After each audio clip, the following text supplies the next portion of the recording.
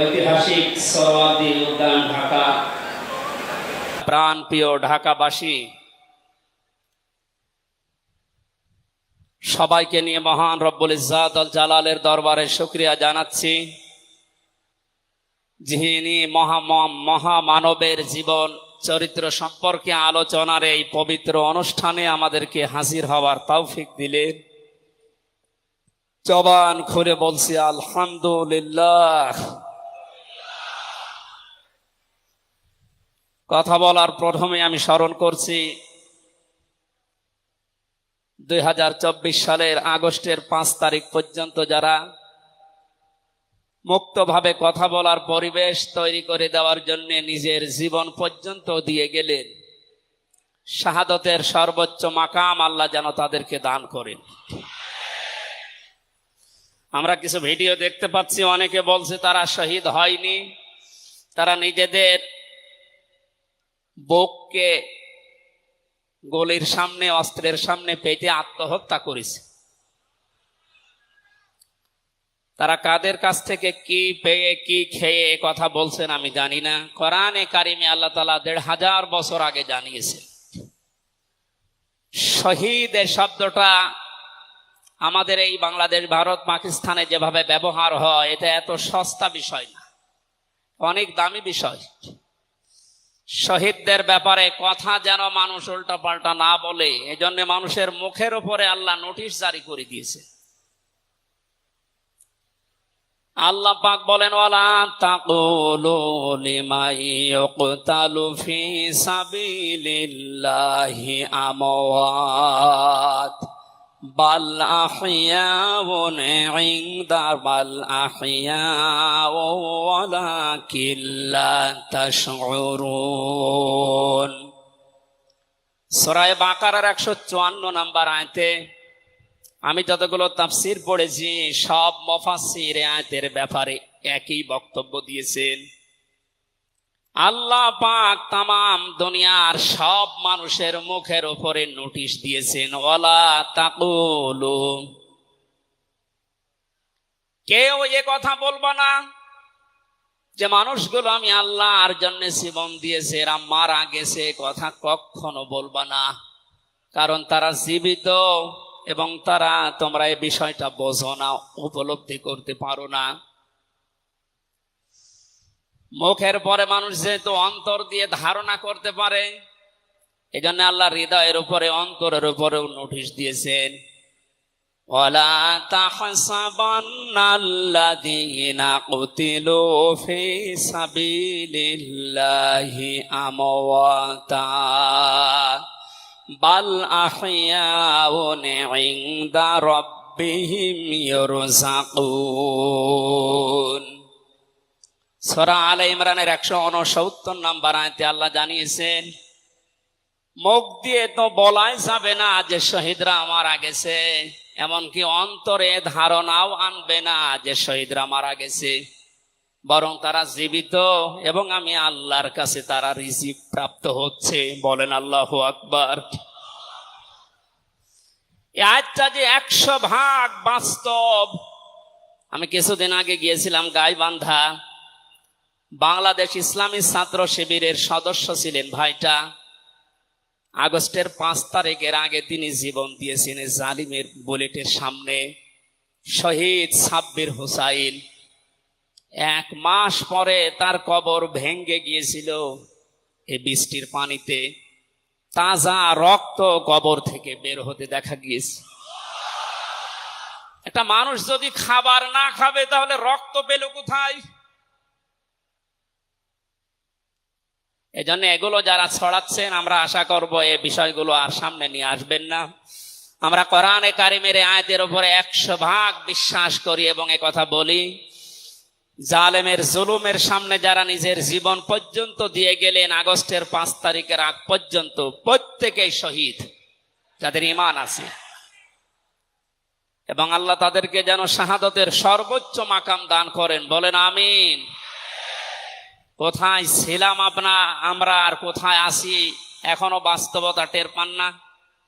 কিছুদিন আগে বাংলাদেশ জামাত ইসলামের কেন্দ্রীয় আমির জামাত ডক্টর শফিকুর রহমান কুষ্টিয়াতে গিয়েছিলেন। প্রায় 5,000 মানুষকে নিয়ে তিনি একটা অনুষ্ঠান করলেন। যারা 16 জন শহীদ হয়েছিল কুষ্টিয়ায়, বাংলার জামাত ইসলামের পক্ষ থেকে 2 লক্ষ করে টাকা তাদের পরিবারের হাতে তিনি তুলে দিলেন। প্রায় 2.5-3 ঘন্টায় অনুষ্ঠানগুলো আমরা দেখলাম। বলেন তো, আগস্টের 5 তারিখের আগে 5,000 না, এরকম মানুষ যদি 5 জন এক জায়গায় হইতো 14টা মামলা হয়ে যেত। কোথায় ছিলাম আমরা আর কোথায় এখন পৌঁছিয়েছি।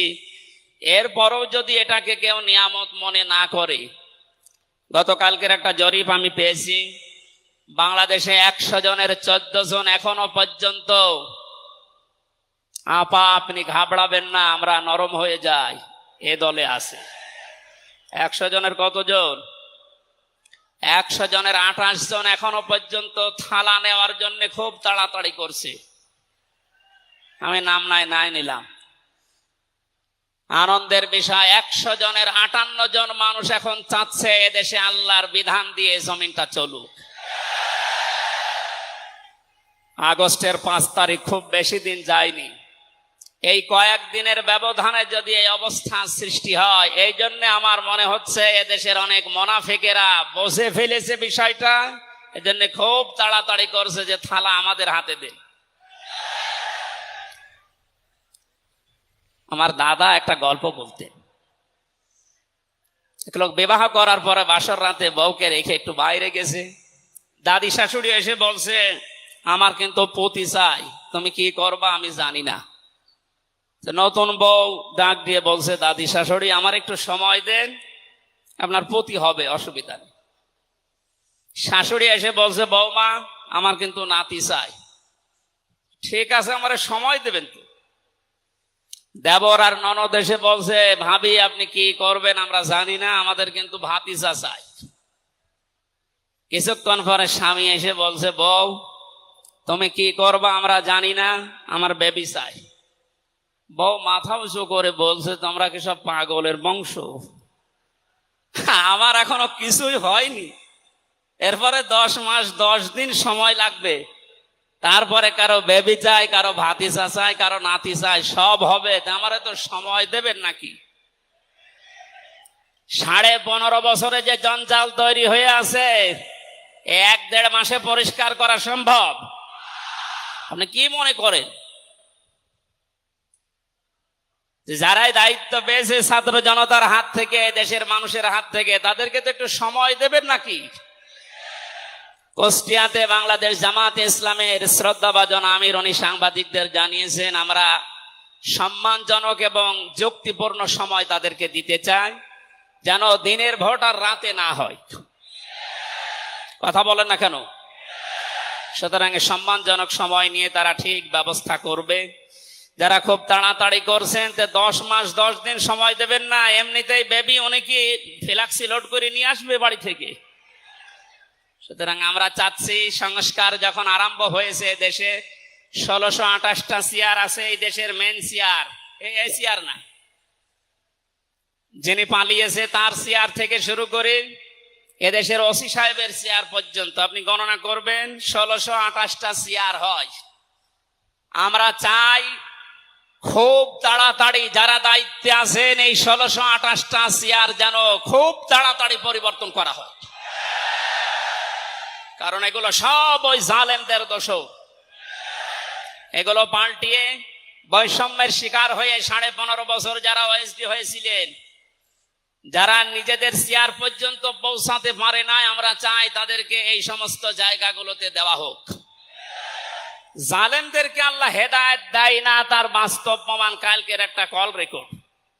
একজনের জন্মদিন নাকি গোপালগঞ্জে পালন করতে দেয়নি এক ওসি সাহেব, এই জন্য বাইরের দেশ থেকে তাকে হুমকি দিচ্ছে যে তার নাম লিস্ট করে রাখো, আমি যদি কোনোদিন আসি তার খবর কর। আমি কথাটা শোনার পরে মিলালাম, আল্লাহু লা ইয়াহদিল কওমাজ জালিমিন। আল্লাহ যে ইহদি দিয়েছেন মোজারে, বর্তমান ভবিষ্যৎ, প্রেজেন্ট ফিউচার, আল্লাহ তাআলা জানিয়েছেন যে আমি জালেমদেরকে হেদায়েত দিচ্ছি না, দেবও না। কালকের কল রেকর্ড শোনার পরে আমার মনে হচ্ছে ওনার কপালে হেদায়েত নেই এবং আল্লাহ দেবেও না। নয়তো এত কিছু হওয়ার পরেও এই লোকটা হুমকি দিতে পারে, আপনার বিশ্বাস হয়? হেদায়েত চাই না, কারণ আমরা হেদায়েত চাইলেও আল্লাহ দেবেন না। জালেমদের হেদায়েত দেবেন না, আল্লাহ নিজে জানিয়েছেন। কারণ জালেমদের বিরুদ্ধে মামলা দায়ের করবে আল্লাহ নিজে। এটা আমি বানালাম। সূরা শূরা 25 নম্বর পারা 6 নম্বর পৃষ্ঠার 13 নম্বর লাইনের 42 নম্বর আয়াতে আছে, ইন্নামাস সাবিলু আলাল্লাযিনা ইয়াযলিমুনান নাস ইলা আখির আয়া। আল্লাহ পাক বলেন, অবশ্যই আমি আল্লাহ নিজে মামলা দায়ের করব, কেস করব, অভিযোগ দাখিল করব তাদের বিরুদ্ধে যারা মানুষ হয়ে মানুষের বিরুদ্ধে জুলুম করে। আল্লাহ ইয়াজলিমুন আল মুসলিমুনা দেননি, যে মুসলমানদের উপরে যারা জুলুম করে। ইয়াজলিমুন আন নাস দিয়েছেন, যারা মানুষের উপরে জুলুম করে, অত্যাচার করে। এরা আমির হামজার মামলার আসামি না, এরা সরাসরি আল্লাহর মামলার আসামি।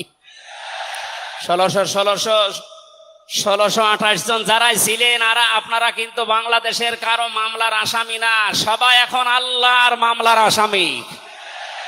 মামলার বাদী যত বড় হয়, মামলা তত কঠিন হয় এবং জামিন পাওয়াও তত কঠিন হয়। আপনারা জানেন, আমি 3টি বছর জেলে ছিলাম। আমার যে মামলা ছিল, আমার মনে হয় যদি সাজাও লাগিয়ে দিত সর্বোচ্চ 3 মাস।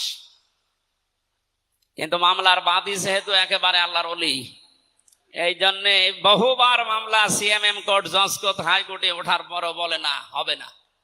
এই কয়েকদিন আগে মামলা আমার সব খারিজ হয়ে গেছে। আমি মনে করলাম মাননীয় আদালতকে প্রশ্ন করি যে আমার এই মামলা তো আপনার কাছে 3 বছর ছিল, এতদিন তো কিছুই করেননি, হঠাৎ এখন বলছেন কোনো দোষ নেই, সব বেকসুর খালাস করে দিলাম। মামলাটা হাতে নিয়ে উনি বলছে, এর ভেতরে তো কোনো মাল ম্যাটারেস নেই, কি দিয়ে বিচার করব, সব বাদ দিয়ে দিলাম। তো এতদিন এই কথা বললে তো আমার 3 বছর জেলে থাকা লাগে না। উনি এইটাই বলতো যে হুজুর আমার হাত বাঁধা ছিল। কি বাধা ছিল? এখন যেহেতু হাত খোলা, ন্যায় বিচার করতে পারছেন, আমরা চাই এদেশে যত চেয়ার আছে সব হাত যেন আবু সাইদের মতো এভাবে খোলা থাকে। এভাবে হাত খোলা চান না? কিয়ামতের আগে কোন জালেম এদেশের চেয়ারে আর আসতে পারবে না ইনশাআল্লাহ। সতর্ক থাকা লাগবে আমাদের। এই জন্য যারা তাড়াহুড়া করছেন, আপনারা একটু শান্ত হন। আগে 10 মাস 10 দিন সময় দেন, বাসর হোক। কথা বলেন না কেন? আমি আর নিচে নামলাম না। আল্লাহ আপনাদেরকে সম্মতি দান করুন, আমিন। দরুদ আর সালাম পড়ছি আমাদের নবী মুহাম্মদুর রাসূলুল্লাহ সাল্লাল্লাহু আলাইহি ওয়াসাল্লামের প্রতি। আজকে সেই বিকাল 3টা থেকে শুরু করে রাত 9টা পর্যন্ত এদেশের পতিত দশা আলেমদের মুখে, ইসলামিক চিন্তাবিদদের মুখে এবং জাতীয় নেতৃবৃন্দের মুখে আপনারা নবীর সিরাত সম্পর্কে বিভিন্ন কথা শুনতেছেন। আমি লাইভ দেখছিলাম। আমার আজকের আলোচনার বিষয়, রাসূল সাল্লাল্লাহু আলাইহি ওয়াসাল্লাম কেন একমাত্র আদর্শ। এই পয়েন্টের উপরে কোরআন শরীফ থেকে, হাদিস থেকে আমি 18টা পয়েন্ট বের করেছি। খুব সংক্ষেপে এর উপরে আপনাদের সামনে কথা উপস্থাপন করার চেষ্টা চালাবো ইনশাআল্লাহ। ওমা তাওফীকি ইল্লা বিল্লাহ। জবান খুলে কোরআনের এই সোনালী আয়াতটা একটু পড়েন। আউযু বিল্লাহি মিনাশ শাইতানির রাজিম। বিসমিল্লাহির রহমানির রহিম। লাকাদ কানা লাকুম ফি রাসূলিল্লাহি উসওয়াতুন হাসানাহ। সাদাকতা ইয়া রাব্বানা। সূরা আহজাব 21 নম্বর আয়াতের প্রথম অংশ আমরা তেলাওয়াত করলাম। আমার আলোচনার বিষয় হচ্ছে বিশ্বনবী কেন একমাত্র আদর্শ। এ পৃথিবীতে বহু মানুষকে আমরা আদর্শের সৈনিক হওয়ার ঘোষণা দিতে শুনি। তারা স্লোগান পর্যন্ত দেয়, আমরা সবাই অমক সেনা, ভয় করি না বুলেট বোমা। আজকের আলোচনার পরে এটা ক্লিয়ার হবে। বিশ্বনবী বাদ দিয়ে অন্য কারো আদর্শের সেনার ঘোষণা যদি কেউ দেয়, এ মারা গেলে নবীর সুপারিশ থেকে বঞ্চিত ও চির জাহান্নামী। আমরা যেহেতু মানুষ এবং আমরা মুসলিম, আমরা জাহান্নামে যেতে চাই না। এই ছোট্ট ভুলের কারণে এই ভুলটা আজকে শুধরিয়ে নেব ইনশাআল্লাহ। সূরা আহজাব কোন সূরা বলেন তো? এটা ক্লাস চলছে, ছাত্রের মতো জবাব দেবে। আহজাব শব্দের শাব্দিক অর্থ দল সমূহ। এর এক বচনে হচ্ছে হিজবুন। হিজবুন মানে দল। পৃথিবীতে দল আছে দুইটা। প্রশ্ন আসতে পারে, বাংলাদেশে প্রায় ৭৩টার উপরে দল, আর দল দুইটা মানে? হ্যাঁ, দল একটা হচ্ছে আল্লাহর দল, একটা হচ্ছে শয়তানের দল। আমরা সামনে বিস্তারিত এই দুইটা দলের উপরে কথা বলবো ইনশাআল্লাহ। দল করা লাগবে এই ঘোষণা আমির হামজার না আল্লাহর? এই শব্দটা শুনলে অনেকে মানধাত আমলের দিকে নিয়ে যায়। আপনি আলেম মানুষ, হুজুর মানুষ, ইমাম সাহেব মানুষ, আপনি দল দাঁড়িয়ে এগুলো করবেন কেন? কোরআনে কারিমের যদি কেউ একটা আয়াত অবিশ্বাস করে, আর ইমান থাকার কথা। আল্লাহ পাক বলেন ওয়ালতাকুম মিনকুম উম্মাতুন, তোমাদের ভেতরে অবশ্যই একটা দল থাকতেই হবে। তাহলে দল এই শব্দটা কোরআনে আছে না নেই? দল এই বাংলায় নেই, কিন্তু উম্মাতুন এই শব্দ তো আছে। আমি সেই দিন গাইবান্ধায় ওই দিন আলোচনা করার পরে একজন মুসলিম হয়েছিল, জিজ্ঞাসা করলাম। পরবর্তীতে ওই দিন আলোচনার বিষয় ছিল ভোট। উনি শিক্ষিত মানুষ, আমারে জিজ্ঞাসা করছে আপনি ভোট এই শব্দ নিয়ে আসলেন, কোরআনে হাদিসে এই শব্দ আছে? এটা তো আরবি। হ্যাঁ আছে। আমানাত শব্দটা কোরআনে আছে। তাফসিরে মারিফুল কোরআন আল্লামা শফি রহমতুল্লাহ আলাইহি আমানতের প্রায় 19টা অর্থ দিয়েছেন। তার ভেতরে অন্যতম অর্থ হচ্ছে ভোট দেওয়া, রায় দেওয়া, সমর্থন দেওয়া। সুতরাং কেউ যদি ভোট এটাকে দুনিয়ার কোন বিষয় মনে করে এড়িয়ে যায়, সে কিন্তু মরণের পরে ধরা খাবে। কথা বলেন? আমরা আখেরাতে আদালতে ধরা খেতে চাই, আমরা বাঁচতে চাই। সুতরাং দল মাস্ট বি, করাই লাগবে। যে দলের কর্মসূচি দুইটা, তারা ভালো কাজে আদেশ করবে, অন্যায় কাজে বাধা দেবে। আল্লাহর ভাষা এরাই হচ্ছে সফল কাম দল। এদেশে যত দল আছে, এই দুইটি কর্মসূচি কারা পালন করে আপনি অবশ্যই দেখতে পাচ্ছেন। আপনার বিবেকের কাছে প্রশ্ন করে আপনি সামনে আগাবেন ইনশাআল্লাহ। তাহলে নবীজি আমাদের জন্য একমাত্র আদর্শ কেন? এর এক নম্বরে আমি পেয়েছি তার জীবনটা আমাদের কাছে পরিষ্কার। এই কারণে পৃথিবীতে আমরা যত নেতা নেত্রীকে মেনে চলতে দেখি, যে কোনো রাজনৈতিক দলের নেতা নেত্রী আপনি হন, ওই রাজনৈতিক দলে যাকে মানেন তার চরিত্র জীবন আপনার কাছে কিন্তু পরিষ্কার না। কথা বলে না কেন? আমি নাম ধরে বলছি, আওয়ামী লীগ যারা করতেন, এখন আওয়ামী লীগ দেশে আছে কিনা আমি জানি না, আছে বললাম ওই যে 14%, ওরাও এখনো পর্যন্ত তওবা করে ফিরে আসার চেষ্টায় আছে। আল্লাহ যেন তাদেরকে তাওফিক দেন। আর যদি হেদায়েত না থাকে, দোয়া করেও তো হবে না, আল্লাহ যেন তাদেরকে মায়ের কাছে পাঠিয়ে দেন। একটু আস্তে বলেন ভাই, এটা জোরে বলার দরকার নেই। জীবনী পরিষ্কার হওয়ার কথা বলছিলাম। যারা করতেন আওয়ামী লীগ, বলেন তো আপনার বিবেকের কাছে, শেখ হাসিনা জীবনে কোনোদিন একটা মিথ্যা কথা বলেনি, এ গ্যারান্টি আপনি দিতে পারবেন? না না, এই কথা বলা ভুল হয়ে গেল। ওনার সারা জীবনে কোনো সত্য কথা আছে কিনা আমার সন্দেহ। আমার এই 33 বছর বয়সে তো আমি কোনো সত্য কথা ওনার কাছ থেকে শুনলাম। কথা বললেই মিথ্যা কথা বল, ওইটা নয় বাদ দিলাম। আর আমি আর একজনের ধরি, বিএনপি যারা করেন, খালেদা জিয়া জীবনে একটা মিথ্যা কথা বলেনি, এ কথা আপনি গ্যারান্টি দিতে পারবেন? জামাত ইসলাম যারা করে, তারা এ কথার গ্যারান্টি দিতে পারবেন যে মরহুম শহীদ মতিউর রহমান নিজামী জীবনে মিথ্যা কথা বলেনি? বলেন না। চরমনাই পীরের মুরিদ যারা, তারা কি গ্যারান্টি দিতে পারে সৈয়দ রেজাউল করিম জীবনেও মিথ্যা কথা বলেনি? একজনের ব্যাপারে গ্যারান্টি আছে, আল্লাহ নিজে গ্যারান্টি দিয়েছেন, তার 63 বছরে একটা মিথ্যা কথা নেই।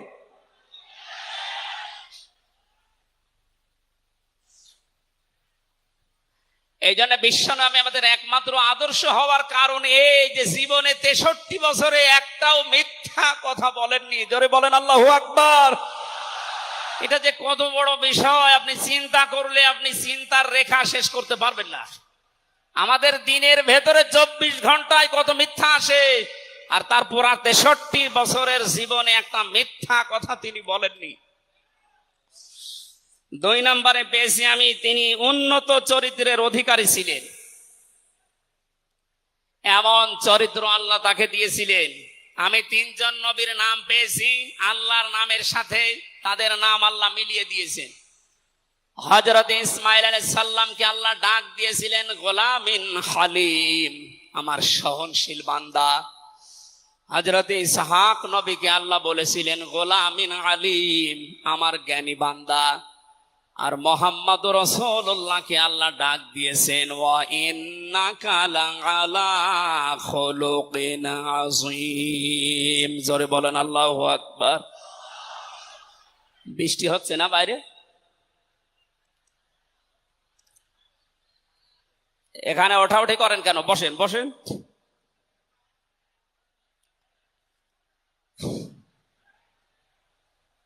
এই কোরআনের আলোচনার ভেতরে কথা বললে কিন্তু গুনাহ হবে ভাই, কথা বলা যাবে না। কষ্ট হলে ওইভাবে থাকেন, কথা বলবেন না। 3 নম্বরে পেয়েছি আমি সূরা ইউনূসের 58 নম্বর আয়াতে আল্লাহ তাআলা জানিয়েছেন বিশ্ব নবী তোমাদের জন্য একমাত্র আদর্শ হওয়ার কারণ তিনি শ্রেষ্ঠ সম্পদ। قل بفضل الله وبرحمته فبذلك فليفرحوا هو خير مما يجمعون। নবী আপনি বলুন, তামাম দুনিয়ার মানুষেরা যা গেইন করে, যা অ্যাচিভ করে, যা অর্জন করে, যা কিছু পেয়ে আনন্দে আছে, আমি আল্লাহর কাছে এই পৃথিবীর শ্রেষ্ঠ সম্পদ হচ্ছে আপনি। জোরে বলেন আল্লাহু আকবার। সুতরাং আপনার আদর্শ পেয়েছে যারা, সে মানুষগুলো যেন আনন্দে থাকে, তারা যেন খুশি হয়। এজন্য আগস্টের 5 তারিখের আগ পর্যন্ত এদেশের 100 জনের মাত্র 15 জন মানুষ বিশ্ব নবীকে একমাত্র আদর্শ মানতেন। তারা খুশি ছিলেন, রাজি ছিলেন। মাত্র 1 মাস কয়েক দিনের ব্যবধানে এই যে 100 জনের এখন 58 জন মানুষ বিশ্ব নবী ছাড়া আর কাউকে বুঝতে চাচ্ছে না। সময়টা যেতে জেনে দেশের 100 জনের 100 জন মানুষ চাইবে বিশ্ব নবী ছাড়া কারো আদর্শ মানি না। ওকে সংক্ষেপ করছে, আমাদের প্রধান অতিথি এসে পড়েছেন। এই জন্য 4 নম্বরে পেয়েছি এই পৃথিবীর ময়দানে বিশ্ব নবী মুহাম্মদুর রাসূলুল্লাহ হচ্ছেন আল্লাহর পক্ষ থেকে আমাদের জন্য, বিশেষ করে মুমিনদের জন্য সবচাইতে বড় অনুগ্রহ। সূরা আলে ইমরানের 164 নম্বর আয়াতে আল্লাহ ঘোষণা দিচ্ছেন লাকাদ মান্নাল্লাহু আলাল মুমিনিনা ইয লাকাদ মান্নাল্লাহু আলাল মুমিনিনা ইয বাআসা ফীহিম রাসূলা ইলা আখিরি আয়া। অবশ্যই মুমিনদের জন্য এই পৃথিবীর ময়দানে বিশ্বনবী মুহাম্মদুর রাসূলুল্লাহ আল্লাহর পক্ষ থেকে একটা অনুগ্রহ। আমরা এক একটা আয়াতের ভেতরে বিভিন্ন তাফসীর অনুযায়ী যত কথা আল্লাহ জানিয়েছেন নবীর সম্পর্কে, এই প্রচন্ড গরম আপনাদের কষ্ট হবে যেন আমি খুব সামারাইজ করছি। 6 নম্বরে পৃথিবীর ময়দানে বিশ্বনবী একমাত্র আদর্শ হওয়ার পেছনে কারণ এই, তিনি গোটা জাহানের জন্য ছিলেন একমাত্র রহমত। সূরা আম্বিয়ার 107 নম্বর আয়াতে আল্লাহ এই ঘোষণা দিয়েছেন ওমা আরসালনাকা ইল্লা রাহমাতাল লিল আলামিন। বলেন আল্লাহু আকবার। আল্লাহ আলম বলেন না যে শুধু পৃথিবীর জন্য, আলামিন যত জগৎ আল্লাহ বাজিয়েছেন আর যত জগতে আল্লাহর যত সৃষ্টি আছে, এতানাজ্জালুল আমরু বাইনাহুন্না, প্রতিটি জগতে ওই সৃষ্টি অনুযায়ী আল্লাহর বিধিবিধান নাজিল হচ্ছে। যেখানেই যেই সৃষ্টি আছে প্রত্যেকটা সৃষ্টির জন্য মুহাম্মদুর রাসূলুল্লাহ হচ্ছেন আল্লাহর পক্ষ থেকে রহমত। বলেন সুবহানাল্লাহ। সেই রহমতকে হযরতে হালিমাতুস সাদিয়া চিনেছিলেন। কোলে নেওয়া থেকে শুরু করে বাড়ি পর্যন্ত যেখানে নিয়ে গেছেন, সিরাত ইবনে হিশাম বলছে সব জায়গায় হালিমাতুস সাদিয়া বিশ্ব নবীর মাধ্যমে আল্লাহর রহমত পেয়েছিলেন। সিরাত বিশ্বকোষের ভেতরে পেয়েছি আল্লাহর নবীকে হযরতে হালিমাতুস সাদিয়া যেদিন কোলে তুলে নিলেন, হযরতে হালিমা বলেন আমার স্তনে দুধ ছিল না। মুহাম্মদুর রাসূলুল্লাহকে কোলে নেওয়ার সঙ্গে সঙ্গে আমাদের স্তন, আমার স্তন দুইটাই দুধে পরিপূর্ণ হয়ে গেছে। আমি ডান স্তন তাকে দিলাম, তিনি পান করলেন। বাম স্তন তাকে দিয়েছি, সঙ্গে সঙ্গে তিনি মুখ বের করে নিলেন। হযরতে হালিমা বলেন আমি একবার, দুইবার, তিনবার মুহাম্মদুর রাসূলুল্লাহর মুখে আমার স্তন দিয়েছিলাম। তিনবারই মুহাম্মদ সাল্লাল্লাহু আলাইহি সাল্লাম স্তন থেকে মুখ বের করে নিয়েছেন। চোখের ইশারা দিয়ে যেন আমাকে বসাতে চাই, মা হালিমা জোর করেন কেন? ডান স্তন এটা আমার অধিকার ছিল, আমি পান করেছি। বাম স্তন এটা আমার অধিকার না। আমি জানি আপনার একটা সন্তান আছে, তার নাম আব্দুল্লাহ, এটা আমার দুধ ভাই আব্দুল্লাহর অধিকার। ও মা হালিমা, পৃথিবীতে আমি ভাইয়ের হক নষ্ট করার জন্য আসি না, এসেছি ভাইয়ের হক ফিরিয়ে দেওয়ার জন্য। ঢাকাবাসী যেই নবী মায়ের কোলে বসে ভাইয়ের হক নষ্ট করেন নাই এই রবিউল আউয়াল মাসে, সেই নবীর উম্মত আমরা এখন যারা দাবি করছি অধিকাংশ গুলোই দেখতে পাই যত বড় হচ্ছি তত ভাইয়ের হক মারার জম হচ্ছি। এটা তো রবিউল আউয়ালের শিক্ষা ছিল না। হযরতে হালিমা বলেন তাকে যে গাধার উপরে তুললাম দুর্বল ছিল, সঙ্গে সঙ্গে সবল হয়ে গেছে। বাড়িতে পৌঁছাতে দেরি, কুয়ায় পানি ছিল না, কুয়া ভর্তি হয়ে গেছে। খেজুর গাছে খেজুর ছিল না, বিশ্ব নবী মুহাম্মদুর রাসূলুল্লাহ যেহেতু রহমত, আমার খেজুর গাছে খেজুর পরিপূর্ণ হয়ে গেছে। সুতরাং ওনাকে যেখানেই নেওয়া হয় সেখানে যদি রহমত আসে, আমাদের এই মাথা থেকে পা পর্যন্ত, রান্নাঘর থেকে আন্তর্জাতিক জীবন পর্যন্ত, আজকের এই সিরাত অনুষ্ঠানে যদি সিদ্ধান্ত নিয়ে যেতে পারি সব জায়গায় তাকে ছাড়া কাউকে মানব না, অবশ্যই আল্লাহ পাকে 56,000 বর্গ মাইল রহমত বরকত দিয়ে ভরে দেবেন। কথা বলেন ঠিক কিনা? আল্লাহ যেন এটা দেন আমাদের মাধ্যমে, বলেন আমিন। 6 নাম্বারটা 7 নাম্বারটা খুব গুরুত্বপূর্ণ, এইটার ব্যাখ্যা করার জন্য আমি 8-10 মিনিট সময় নিলাম, একটু খেয়াল করবেন। বিশ্বনবী আমাদের একমাত্র আদর্শ, এই কারণে 7 নাম্বার পয়েন্টে আমি কোরআন থেকে নিয়েছি। গণা মাপের গ্যারান্টি শুধু তার আদর্শ অনুসরণের মাধ্যমে। পৃথিবীতে বহু মানুষ আছে, বহু বিশ্ব নেতার দাবি অনেকে করছে, অনেকে বিশ্ব মানবতার দাবি করছে, অথচ বিশ্ব নেতা হওয়ার জন্য যে 7টা কোয়ালিটি লাগে আমরা অধিকাংশ মানুষের ভেতরে পাই না, আন্দাজে শুধু ঢোল বাজায়। এ পৃথিবীতে বিশ্ব নেতার দাবি করতে পারেন নবীরা, রাসূলরা। কথা বলেন ঠিক কিনা? এই পৃথিবীতে বিশ্ব নেতৃত্ব দেওয়ার দাবি করতে পারে নবী রাসূলরা। এ কথার সাথে একমত আছেন? আমরা একজন নবীর নাম বলছি, হযরত ঈসা রুহুল্লাহ।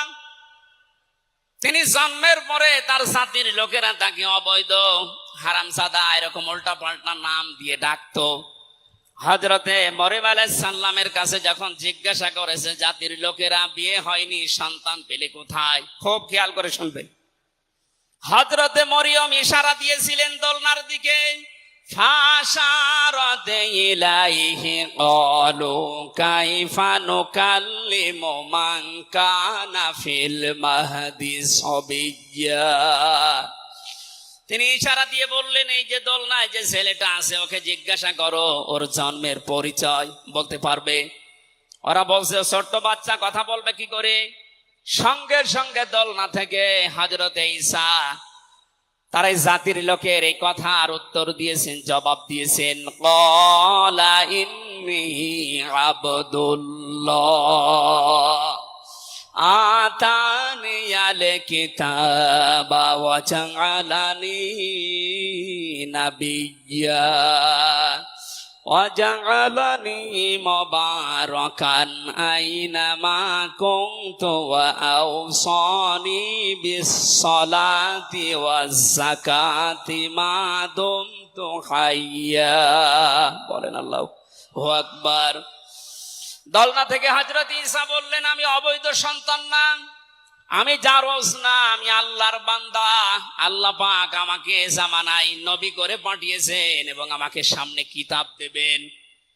আমাকে তিনি ওসিয়ত করেছেন, আদেশ দিয়েছেন আমি যেন সালাত আদায় করি, যাকাত আদায় করি যতদিন আমি জীবিত আছি।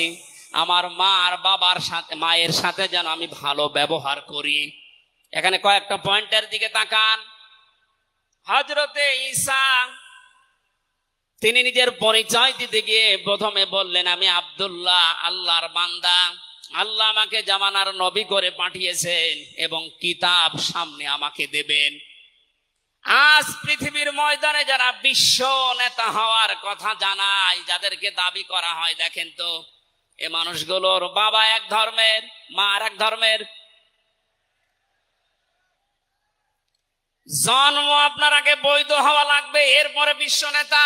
যে 7টা পয়েন্ট আছে আয়াতের তাফসিরে, অত জোরে বলার দরকার নেই, আপনি বুঝলেই হবে।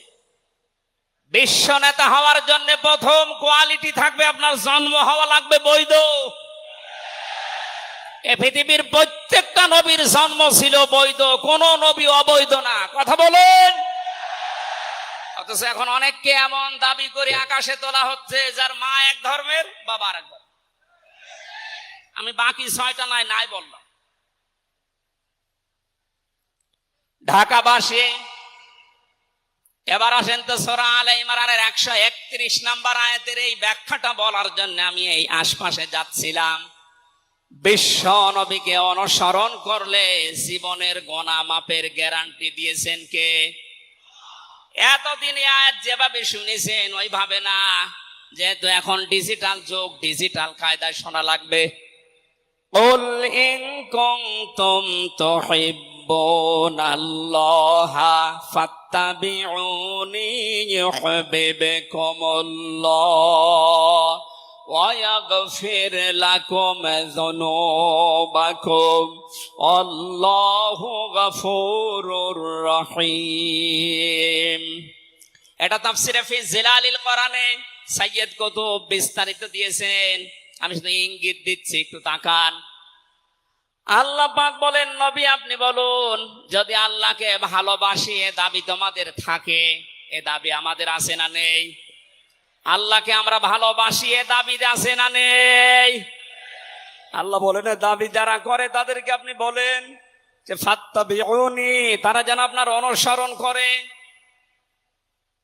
আল্লাহ পাক বলেন তারা যদি আপনার অনুসরণ করে ইউহিব্বুকুমুল্লাহ, আমি আল্লাহ নিজেই তাদেরকে ভালোবাসা আরম্ভ করব।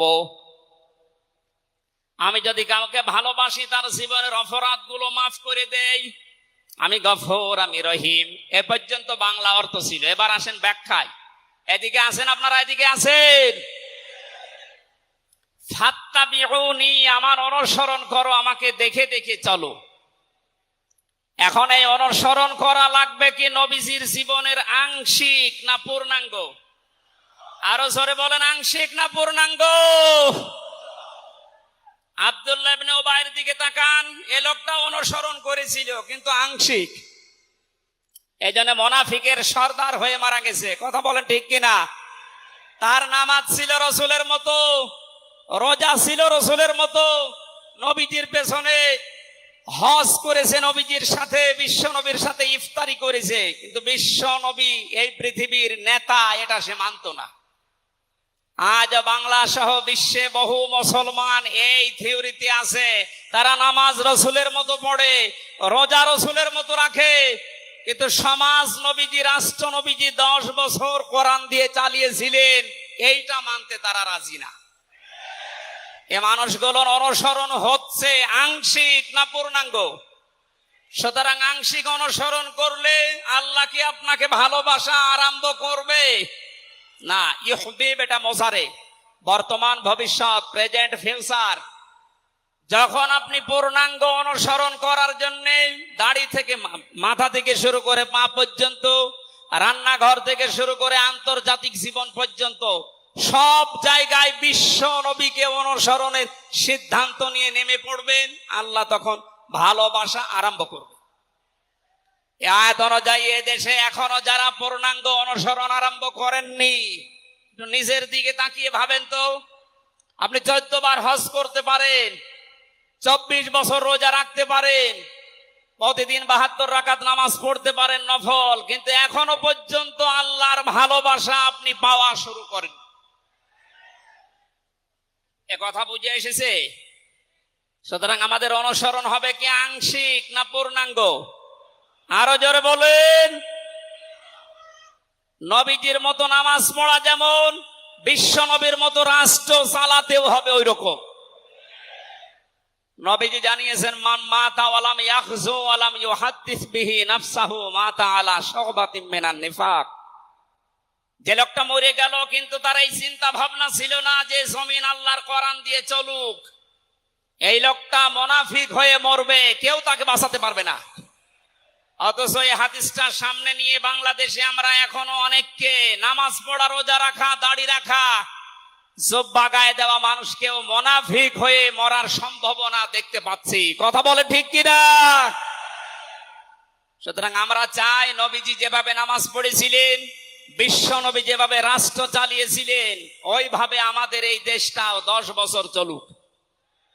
আমিরে জামাত ডাক্তার শফিকুর রহমান কয়েকদিন আগে ঘোষণা দিয়েছেন, 15 বছর লাগবে না, মাত্র 10টা বছর আমাদের হাতে দেন, আমরা গ্যারান্টি দিতে পারি এ দেশের মানুষকে। 9টা পয়েন্ট ওখানে উনি দিয়েছেন, সবগুলোর বাস্তবায়ন করে এই 16 কোটি মানুষকে উনি দেখাবেন। এটাকে আজ অনেকে রাজনীতি মনে করে উল্টাপাল্টা দিকে নিয়ে যাচ্ছেন। আমার বিশ্ববিদ্যালয়ে থাকাকালীন এক দুষ্টু বন্ধু ছিল, 10 বছর নবী কোরআন দিয়ে রাষ্ট্র চালিয়ে বলতে পেরেছিলেন, খায়রুল কুরুনি করনি, আমার যুগ শ্রেষ্ঠ যুগ। আমাদের দেশটা 53 বছর স্বাধীন হয়েছে, 1 বছরও কোরআন দিয়ে চলেছে।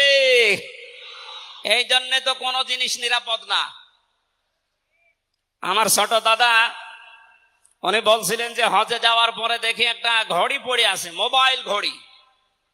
চিন্তা করলাম নেব না, মনের ভেতরে ভয়, যদি ধরা পড়ে যায় তাহলে তো মানুষ, এ দেশে তো ধরা পড়লে আবার হাত কেটে দেবে। দেশে যাওয়ার পরে মানুষ বলবে হাজী সাহেব চোর। এই ভয়তে নিলাম না। কি করি, অতক্ষণ দাঁড়িয়ে থেকে কেউ নেয়ও না, কারো পায়ের নিচে পড়ে আবার নষ্ট হয়ে যাবে। তুলে নিলাম এদিক ওদিকে তাকিয়ে। হারানো জিনিস যেখানে জমা দেয় ওই জায়গায় জমা দিলাম। ওনারে জিজ্ঞাসা করলাম, ভাই মোবাইলের দাম কেমন হবে? উনি আমারে বলছে, ইয়া হাজিউল হজ্জাত আইনা বিলাদুকা, হে হাজি দেশ কোথায়? দাদা বলে, জি তুমি বাংলাদেশ। বাংলাদেশ থেকে এসেছি। আপনার বাংলাদেশের টাকার মান অনুযায়ী এই ঘড়ি মোবাইলের এটা দাম হবে 72,000 টাকা। কত? 72,000 টাকার মোবাইল পড়ে আছে, ঘড়ি কেউ নিচ্ছে না। এদেশে থাকবে? বলেন। সাধারণ মানুষের কাছে থাকা দূরের কথা, দরবেশের কাছে থাকবে 36,000 কোটি টাকা। আমার মনে হয় আমার 33 বছরের জীবনে গণনা করেও শেষ করতে পারবো না। পদ্মা সেতু আর একটা বানিয়ে এখনো 4,000 কোটি টাকা রাষ্ট্রে থেকে যেত। কথা বলেন। দরবেশ যদি এই করে, যেগুলো ধরবেশ ওগুলোর চরিত্র কি বলে? এই জন্য এই বন্ধুটা আমারে বলছিল, আমি রামজা, আমি কুষ্টিয়া থেকে যাচ্ছিলাম ঢাকাতে, একটা নর্মাল কোচে চড়ে হঠাৎ আমার পেটে গন্ডগোল। সিরাজগঞ্জ রোড পার হওয়ার পর ড্রাইভারকে বললাম যে ভাই একটু দাঁড়ান, আমি নেমে যাব, আমার পেটে গন্ডগোল। ড্রাইভার বলছে, গাড়ি থামবে না, একেবারে জায়গা মতো থামবে।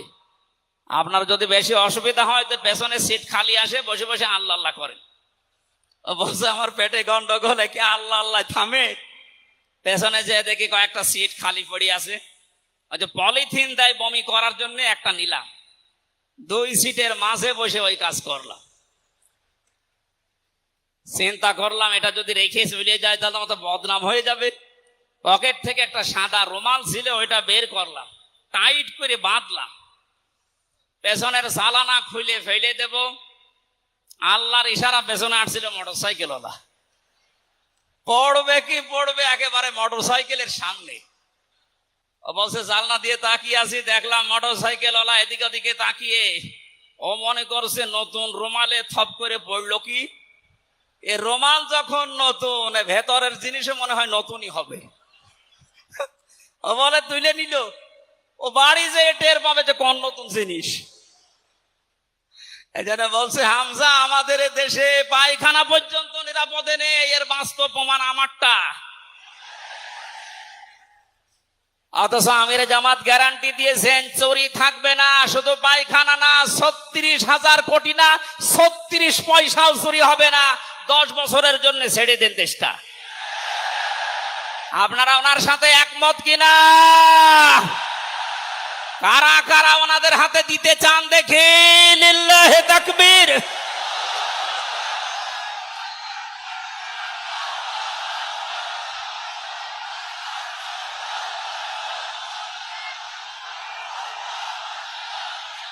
আলহামদুলিল্লাহ ভাই,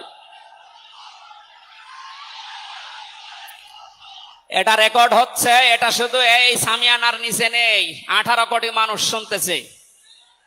যারা এই ময়দানের থেকে হাত তোলা দেখে তারাও হাত তুলেছে।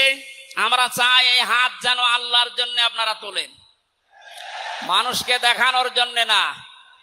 সুতরাং আমরা যদি বিশ্ব নবী মোহাম্মদুর রাসূলুল্লাহর অনুসরণ আংশিক করি, আল্লাহর ভালোবাসা পাওয়া এখনো আমরা আরম্ভ করিনি। এই হিসাবে দেশের অনেক পীর, অনেক ইমাম, অনেক খতিব, অনেক আলেম, অনেক জনতা এখনো আল্লাহর ভালোবাসা পাওয়া আরম্ভ করেনি। গুনাহ মাফ, জান্নাত তো দূরের কথা। কারণ আল্লাহর ভালোবাসা যে পাওয়া আরম্ভ করবে, তার জীবনের গুনাহগুলো আল্লাহ মাফ করবে, তাকে জান্নাতে দেবে। সুতরাং রাসূলুল্লাহ আমাদের একমাত্র আদর্শ হওয়ার কারণে তাকে অনুসরণ করলে এ গ্যারান্টি পাওয়া যায় যে জীবনের গুনাহ আল্লাহ মাফ করে দেন। জোরে বলেন সুবহানাল্লাহ। 9 নম্বরে পেয়েছি, বিশ্ব নবীর সাথে কেউ যদি বেয়াদবি করে তাহলে সে ধ্বংস হয়ে যাবে।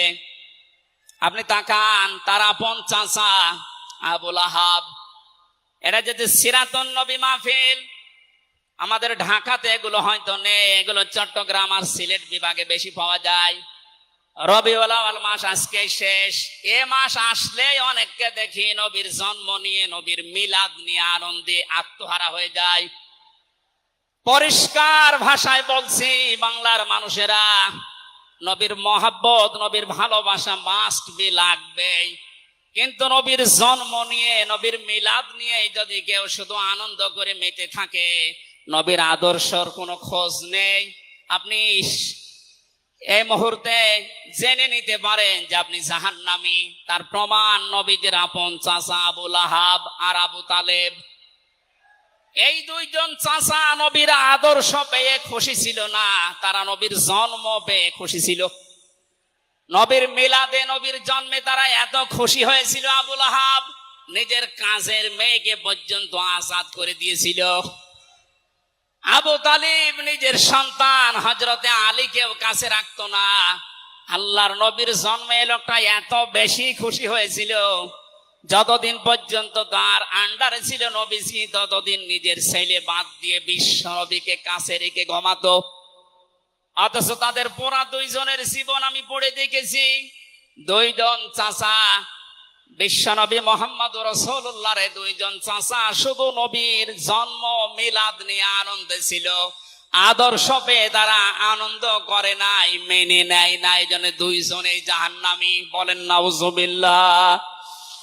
সিস্টেম অপর পৃষ্ঠায় দেখুন, আরো দুইজন চাচার নাম আমরা জানি, হযরতে হামজা, হযরতে আব্বাস রাদিয়াল্লাহু তাআলা আনহুমা। এই দুইজন চাচা শুধু নবীর জন্মে মিলাদে খুশি ছিলেন না, তারা নবীর আদর্শ পেয়ে খুশি হয়েছিলেন। এই জন্য দুইজনেই জান্নাতি। বলেন সুবহানাল্লাহ। হযরতে হামজা, হযরতে আব্বাস যে জান্নাতে গেছে কোনো সন্দেহ আছে? আল্লাহ কোরআনের আয়াত নাযিল করেছেন তাদের নামে, রাদিয়াল্লাহু আনহুম ওয়া রাদু আন। আল্লাহ পাক বলেন আমি তাদের উপরে রাজি হয়ে গেছি যেমন তারা আমার উপরে রাজি। সুতরাং হযরতে আব্বাস, হযরতে হামজা দুইজনেই নবীর আদর্শ মানার কারণে জান্নাতি। আমরা এদের মতো হতে চাই, বলেন আমিন। এখানে একটা কথা আছে, হযরতে হামজা আব্বাস রাদিয়াল্লাহু তাআলা আনহু তিনি কিন্তু অনেক আগে মুসলমান হয়েছিলেন, গোপনে প্রকাশ করেননি। এ মাসলাটা বলছি এই কারণে, 152 জন সমন্বয়কের ভেতরে 108 জন বাংলাদেশ ইসলামী ছাত্র শিবিরের নেতা এবং পরীক্ষিত কর্মী তারা। আজ অনেক জালেম এবং অনেক মুনাফিক পর্যন্ত, এমন অনেক আলেম নামে জালেম পর্যন্ত এই বিষদগার করছে। নাম যেহেতু দেখেছে ছাত্র শিবির, এই জন্য তাদের চুলকানি। কেন ওরা এতদিন পরিচয় প্রকাশ না করে এই কাজ করলো? ওরা মুনাফিক, ওরা শয়তান। যেখানে বিশ্বজিতের মতো হিন্দু সে রেহাই পায় না, সেখানে পরিচয় দিয়ে মার খাবে। সুতরাং সাদিক সাহেব এবং এস এম ফরাদ ভাই সহ যারা পরিচয় গোপন করে এই জালেমের বিদায়ের জন্য এই বিপ্লব আমাদেরকে এনে দিয়েছেন, তাদেরকে প্রত্যেক থানায়, জেলায়, রাজধানীতে সংবর্ধনা দেওয়া দরকার। তারা এটা এমনিতেই করে নাই, তারা হযরতে আব্বাসের জীবন থেকে করেছে। অথচ হযরত আব্বাস রাসূলের বিরুদ্ধে বদরের ময়দানে বিরুদ্ধে যুদ্ধ করার জন্য আবু জাহেলের পক্ষ নিয়ে গিয়েছিল, অথচ তিনি ওই সময় মুসলমান। তার মানে নিজের পরিচয় গোপন করে বাস্তবতার নিরিখে স্থান কাল পাত্র বেদে একটা কৌশল, এটা একটা হেকমা। ও জীবনে কোরআনই পড়ে নাই, হাদিস পড়ে নাই, ও ফতোয়া দিচ্ছে যে এ হচ্ছে মুনাফিক। এই যারা ওনারা যা করেছে, আমি এখানে 9টা পয়েন্ট এনেছিলাম। সাদিক সাহেব ভাই সহ, এস এম ফরাদ ভাই সহ 108 জন যা করেছে, সব নবীদের থেকে, নবীর মাদের থেকে, নবীর সাহাবীদের থেকে, নবীদের চাচার থেকে শিক্ষা নিয়ে এই হেকমতটা অবলম্বন করেছে। আল্লাহ তাদেরকে যেন সর্বোচ্চ মাকাম দান করেন, বলেন আমিন।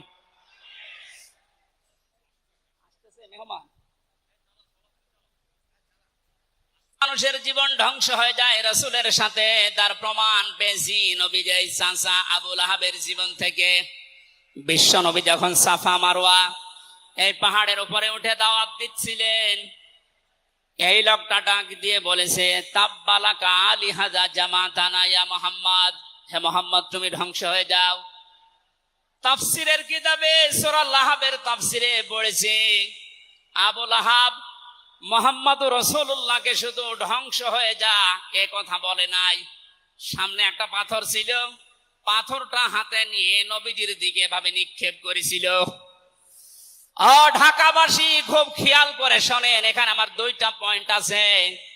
আবু লাহাব 1500 বছর আগে মুহাম্মদুর রাসূলুল্লাহর দিকে যে পাথর নিক্ষেপ করেছিল, তাফসিরে ফি জিলালিল কোরআন মুফাসসির লিখেছেন সাইয়্যিদ কুতুব, যে নবীজির সামনে পাথরটা পড়েছিল, নবীজির শরীরে লাগে নাই। আল্লাহ পাক সঙ্গে সঙ্গে তার জন্য কোরআনের আয়াত নাযিল করলেন, শুধু এই হাতের জন্য না, তাব্বাত ইয়াদা আবি লাহাবি ওয়া তাব। ইয়াদানে ছিল শব্দটা, ইয়াদাদি বচন আল্লাহ দিয়েছেন, অথচ আবু লাহাব পাথর নিক্ষেপ করেছিল কয় হাত দিয়ে? আরো জোরে আরেকবার বলেন। আল্লাহ যে তার 2 হাতই ধ্বংস করে দিলেন। জবাব দিয়েছেন মুফাসসির এইভাবে, আবু লাহাব যদিও এভাবে পাথর নিক্ষেপ করেছিল 1 হাত দিয়ে, কিন্তু তার বাম হাত একটু নড়াচড়া করে সাপোর্ট দিয়েছিল। আপনি যদি এখান থেকে একটা কোনো কিছু নিক্ষেপ করেন এভাবে, এই হাত দিয়ে শুধু কাজ হবে না, এই হাতও নড়াচড়া করে সাপোর্ট দেবে। আল্লাহ এইটাও সহ্য করেন নাই। নবীজির বিরুদ্ধে যারা অবস্থান নিয়েছে, যে যতটুকু তার সাথে যারা সাহায্যে ছিল, সহযোগিতায় ছিল, আল্লাহ তাদেরকেও ধ্বংস করে দিয়েছেন। এই 15.5 বছরে আল্লাহর নবীর আদর্শকে, তার শিক্ষাকে, শিক্ষা ব্যবস্থা থেকে ডাইরেক্ট ডান হাতের মতো, অনেকে বাম হাতের মতো পেছন দরজা দিয়ে নাড়াচাড়া করে উল্টিয়ে ফেলেছিলেন। এই কথা বলেন না কেন? হযরতে আবু বকর আর নবীজির সেই সারে গারে সুরের সেই ঘটনাটা আমাদের শিক্ষা ব্যবস্থা এখন আর নেই, এগুলো তুলে ওখানে বাবার জীবনী বসিয়েছেন। সুতরাং নবীজিকে যারা আঘাত দিয়ে শিক্ষা ব্যবস্থা থেকে ৯৬% মুসলমানের এই দেশে নবীর আদর্শ বাদ দিয়ে অন্য কাউকে যারা বসাতে চেয়েছিলেন, যারা ডাইরেক্ট এগুলো করেছিলেন, যেগুলো মন্ত্রণালয়ের দায়িত্বে ছিল, বাম হাত দিয়ে যারা পেছন দরজা দিয়ে নাড়াচাড়া দিয়েছেন, উপদেষ্টা মণ্ডলের ভেতরে 2 জন আছে, তারা সমকামিতা প্রমোট করছেন, আমরা শুনতে পাচ্ছি। পাঠ্যপুস্তকে যে পরিবর্ধন আনার চেষ্টায় আছেন, ৯৬% মুসলমান কিন্তু ঘুমিয়ে যায়নি, এরা এখনো জেগে আছে। আমিরে জামাত কুষ্টিয়ায় সেদিন ঘোষণা দিয়েছে, দেশের মুসলমানেরা এখন আর 5 তারিখের আগের মতো ঘুমিয়ে নেই, সব সজাগ আছি আমরা। আরো জোরে বলেন। সুতরাং যারা ডান হাত দিয়ে চেষ্টা করছেন আল্লাহ বিরোধী, রাসূল বিরোধী, মানবতা বিরোধী এই কাজগুলোকে প্রমোট করার জন্য, বাস্তবায়নের জন্য, আর পেছনের দরজা দিয়ে যারা বিভিন্ন নাম নিয়ে আবুল আহাবের বাম হাতের মতো নাড়াচাড়া দিচ্ছেন, আল্লাহ পাক যদি ধরে আবুল আহাবের মতো ডান হাত বাম হাত সব কিন্তু ধ্বংস করে ছাড়বে। এই জন্য আমরা সাবধান বাণী উচ্চারণ করছি। এগুলোই যারা আছেন, আমি নাম নিলাম না, ছাত্র জনতা যেভাবে আপনাদেরকে উপদেষ্টা বানিয়েছে, আপনি 152 জনের 108 জনের দেখতে পারছেন না। এই মানুষগুলো কি চাই? 108 জন না, আমি 152 জনের সাথে যোগাযোগ রেখে দেখেছি, সবাই চায় এদেশে আল্লাহর বিধান চালু হোক। এই রবিউল আউয়াল মাসে রাসূলের চরিত্র যেভাবে শুনি, ওটা যেন বাস্তবে দেখতে পাই, সেটা চালু হোক। 53 বছর তো দেখলে বাবা চালিয়েছিল, দুর্ভিক্ষে মরেছে অনেকে, আমি দেখি না, আমার তো 33 বছর, এ মুরব্বীরা দেখেছি। স্বামী চালিয়েছিল অনেকের চাচা চালিয়েছে 9 বছর, ভাবি চালিয়েছে, এমনকি বউ চালিয়েছে, এটা তো দেখলাম। এখন শুধুমাত্র কোরআন দিয়ে চললে, নবীর আদর্শ দিয়ে চললে দেশটা কেমন দেখা যায় এটা দেখতে বাকি আছে। এটা আপনারা দেখতে চান না সামনে? আমার জীবনের সবচাইতে বড় শখ, আকাঙ্ক্ষা, তামান্না এইটা যে চর্ম চোখে যেন আল্লাহ আমাকে দেখায় যে ৫৬,০০০ বর্গ মাইল তার কালাম দিয়ে চলছে। এটা দিয়ে চললে যে কেমন দেখা যায়, এটা মিনি জান্নাত হয়ে যাবে। আপনি বিশ্বাস করেন, এটা মিনি জান্নাত হয়ে যাবে। অনেকের এখনো পর্যন্ত জুজুর ভয় দেখাচ্ছে। আমির জামাত সেদিন বলেনি যে জুজুর ভয় দেখাচ্ছে মেয়েদেরকে, যে তোমাদের ঘর বন্দি করে রাখবে। অনেকে যারা ডাইল খায়, মামা বাবা খায়, লাল পানি খায়, এরা কি খাবে? দেশটা যদি কোরআন দিয়ে চলে, নবীর আদর্শ দিয়ে চলে, পুরা দেশটা হয়ে যাবে মসজিদের মতো। মসজিদে প্রবেশ করলে যত বড় বিড়ি খোর হোক, যত বড় ডাইল খোর হোক, যত বড় বাবা খোর হোক, আর লাল পানি যেই খায়, ওই পরিবেশে গেলে কেউ কি চাইবে যে একটু লাল পানি খাই? কারণ পরিবেশটাই রহমত দিয়ে ভরপুর। কথা বলেন ঠিক কিনা? এই জন্য মসজিদে প্রবেশ করতে হলে আল্লাহর রহমত আমরা কামনা করি। আল্লাহুম্মা আফতাহলি আবওয়াবা রহমাতিক, পুরা জায়গাটাই রহমত দিয়ে ভরপুর। আল্লাহর কোরআনের বিধান সেখানে চলে, এজন্য পুরা জায়গাটা রহমত দিয়ে ভরপুর করা। এই দেশটায় যদি আল্লাহর বিধান চালু হয়, রাসূলের আদর্শ চালু করতে পারি আমরা, পুরা দেশটা হয়ে যাবে মসজিদের মতো। তখন আর লাল পানি খেতে, বিড়ি খেতে আপনার মনে চাইবে না ইনশাআল্লাহ। আপনি জান্নাতি হয়ে মারা যেতে পারবেন, এই গ্যারান্টি আমরা দিতে পারি। সুতরাং আমরা রাসূলের সাথে কোনো বিয়াদবি যেন না করি। 11 নম্বরে তিনি ছিলেন দাঈ ইলাল্লাহ, তিনি ডাকতেন শুধুমাত্র আল্লাহর দিকে। কার দিকে? আমি একটা পয়েন্ট এখানে বলি, খুব খেয়াল করে শুনবেন। সূরা হামিম সেজদার 33 নম্বর আয়াতটা এতদিন যেভাবে শুনেছেন ওইভাবে না, একটু ভালো করে খেয়াল করে শুনেন। আল্লাহ পাক বলেন, ওমান আহসানু কাওলাম মিম্মান দাআ ইলাল্লাহি ওয়া আমিলা সালিহান ওয়া ক্বালা ইন্নানি মিনাল মুসলিমিন। ওই লোকটার কথার চাইতে আর উত্তম কথা কে বলে দুনিয়ায়? যে লোকটা আল্লাহর দিকে মানুষকে ডাকে, নিজে ভালো ভালো কাজের আঞ্জাম দেয় আর নিজে পরিচয় ওপেন করে যে আমি একজন মুসলমান। আমি কি বাংলার মুসলমানেরা? আপনি আয়াতের দিকে তিনটা বিষয় খেয়াল করেন। এদেশে কম বেশি আমরা ৯৬% যেহেতু মুসলমান, এই জন্য আল্লাহর দিকে আমরা ডাকি, এটা আমি মেনে নিলাম। ২ নম্বরে ভালো ভালো কাজের আঞ্জাম আমরা নিজের জায়গা থেকে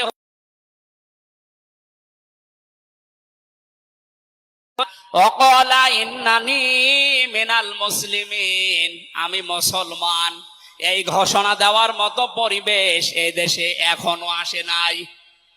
কথা বলেন। এখন এমন জায়গা অনেক আছে যেখানে আমি মুসলমান এ কথা বলা এখনো সম্ভব না। সুতরাং আয়াতের ৩ নাম্বার, এটা যদি বাস্তব এই চর্মচোখে দেখতে চান যে আমি মুসলমান, এই পরিচয় দিয়ে আমি এই পৃথিবীতে টিকে থাকতে চাই, তাহলে এই দেশটা কোরআনের হাতে দেওয়া লাগবে, মাস্ট বি। কথা বলেন ঠিক কিনা? সুতরাং আমাদের এখন থেকে ডাক হবে কোন পীরের দিকে না, কোন বাবার দিকে না, আমাদের একমাত্র ডাক হবে আল্লাহর দিকে। জোরে বলেন আমিন। ১২ নম্বরে বেশি তিনি যুদ্ধবন্দীদের সাথে এমন ভালো আচরণ করতেন। ইয়ামামার একজনের নাম পড়লাম হাদিসের পাতায়, বিগ লিডার ছিলেন এই লোকটা, সামামা ইবনে ওয়াসাল রাদিয়াল্লাহু তাআলা আনহু। বদরের ময়দানে তিনি ধরা পড়লেন, সাহাবীরা তাকে বেঁধে রেখেছে মসজিদের ভেতরে খুঁটির সাথে। নবীজি এসে বললেন, সামামা কেমন লাগে তোমার, কি আচরণ আমার কাছে আশা করো? লোকটা বলে, মুহাম্মদ সাল্লাল্লাহু আলাইহি সাল্লাম, আপনি আমাকে মেরেও ফেলতে পারেন, ছেড়েও দিতে পারেন। নবীজি তাকে বললেন, সামামা এই দুনিয়ায় শেষ দুনিয়া না, আর একটা জগৎ আমাদের সামনে আসে। ইসলামের বিশাল কিছু তার সামনে তুলে ধরলেন। বাড়িতে যাওয়ার পরে নিজের হাতে রান্না করে খাবার পাঠালেন তার জন্য। দ্বিতীয় দিন আবার তাকে দাওয়াত দিলেন ইসলামের। বিশ্ব নবী নিজে উটের দুধ এক সাহাবীকে দিয়ে দহন করিয়ে গরম করে পাঠালেন। মনে হচ্ছে তিনি জামায় আদর করছেন, অথচ সে লোকটা যুদ্ধবন্দী। একটা যুদ্ধবন্দী মানুষের সাথে বিশ্ব নবীর যে আচরণ, এ পৃথিবী অবাক হয়ে গেছে। অথচ এই ১৫.৫ বছরে যুদ্ধবন্দী না, কারাবন্দী, তাও অন্যায় ভাবে। আরে ভাই, আমার তো ৩ বছর পরে যেহেতু মামলা খালাস করে দিয়েছে, আদালত কর্তৃক প্রমাণ হয়েছে যে আমি নির্দোষ, আমার কোনো দোষ নেই, তাহলে আমার মামলার আয়ু থেকে শুরু করে একেবারে ওই উপর পর্যন্ত যিনি পালিয়েছেন, এ পর্যন্ত যারা জড়িত ছিল, আমি চাই তাদের প্রত্যেকে যেন ৩ বছর জেলে থাকে। এইটাই ন্যায় বিচার হবে। কথা বলে না কেন?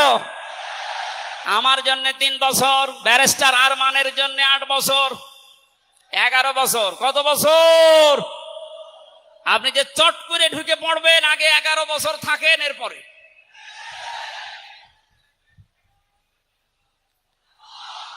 সুতরাং বাস্তবতা এইটাই। শত্রুদের সাথে তিনি যুদ্ধবন্দীদের সাথে কি আচরণ করলেন, আর আমরা অন্যায় ভাবে কারাবন্দীদের সাথে। আমি তো অন্যেরটা জানি না, নিজেরটার সাথে বলছি। এই যে মুরব্বী মানুষ বসে আছে, মাওলানা রফিকুল ইসলাম খান, এই মুরব্বীর পায়ে বেড়ি দিয়ে, হাতে হ্যান্ডকাপ দিয়ে, মাথায় দড়ি দিয়ে মনে হচ্ছে গরু টেনে নিয়ে যাচ্ছে। আমার 11 ঘন্টা টাঙিয়ে রেখেছিল, অথচ নিজেরাই বলছিল যে আপনার কোনো দোষ নেই, আমরা জানি। তো দোষ নেই, আমরা ধরে রেখেছেন কেন, ছেড়ে দেন। বলে না, উপরের নির্দেশ। কোথায় পৌঁছিয়েছিল দেশটা। আর তারা এই রবিউল আউয়াল আসলে একদিন ছুটি দিত নবীর জন্মদিন পালন করার জন্য। নবীর আদর্শের কোনো খোঁজ খবর তাদের কাছে নেই। এই সামামা ইবনে ওয়াসাল নবীজির আচরণ দেখে শেষ পর্যন্ত বাপদাদার ধর্ম ত্যাগ করে ইসলাম কবুল করেছিলেন। এই 15 বছর যদি এরকম কিছু দেখাতে পারতেন, লাখের উপরে মানুষ জেল খাটতেছে। আমার মনে হয় 100 জনের 70 জন মানুষ এই দেশে জেল খাটে কিচ্ছু জানে না, বিশেষ করে 15.5 বছর। এই মানুষগুলো আপনার দলে অন্তত না আসলেও আপনার জন্য দোয়া করতো। এরপরে আমি পেয়েছি বিশ্ব নবীকে একমাত্র আদর্শ হওয়ার কারণ তিনি শত্রুদের সাথে এমন আচরণ দেখিয়েছিলেন, পৃথিবীতে ইতিহাস হয়ে আছে। তাইফে তিনি দোয়া করেছিলেন, আল্লাহুম্মা হাদি কওমি ফাইন্নাহুম লা ইয়ালামুন। 14 নম্বরে বেশি তিনি নবী এবং রসুলদের নেতা ছিলেন। 15 নম্বরে ছিল তার বক্ষ ছিল উন্মুক্ত। 16 নম্বরে বেশি তিনি ছিলেন লাইট বা আলো। 17 নম্বরে তিনি ছিলেন স্নেহময় মমতাময়। 18 নম্বরে তিনি ছিলেন কমল হৃদয়ের অধিকারী। এক একটা শব্দের ভেতরে লক্ষ লক্ষ কথা আল্লাহ লুকিয়ে রেখেছেন। রাসূলের জীবনে 1 ঘন্টা 1.5 ঘন্টায় না, কিয়ামত পর্যন্ত যদি কেউ আলোচনা করে, আমি 31টা বিষয় সাজিয়েছি এক একটা পাঠ অনুযায়ী। সুতরাং এরকম যদি শুরু হয় তো 31 দিন একাধারে লাগার কথা আমার এই ক্ষুদ্র জ্ঞানে। যারা আরো বড় বড় আলেম এখানে বসে আছে, কিয়ামত পর্যন্ত আলোচনা শুনবেন, করবেন। আমাদের নবী আজিম খুলুকিন আজিম, কোনদিন শেষ হবে না ইনশাআল্লাহ। সুতরাং নবীজি আমাদের একমাত্র আদর্শ, এটাই ফাইনাল। তাকে ছাড়া আমরা কাউকে মানি না। ওদের তো আহ্বান জানাচ্ছি তাকে আদর্শ গ্রহণ করার জন্য। আমিন। বারাকাল্লাহু লানা ওয়া লাকুম ফিল কোরআনিল আযীম।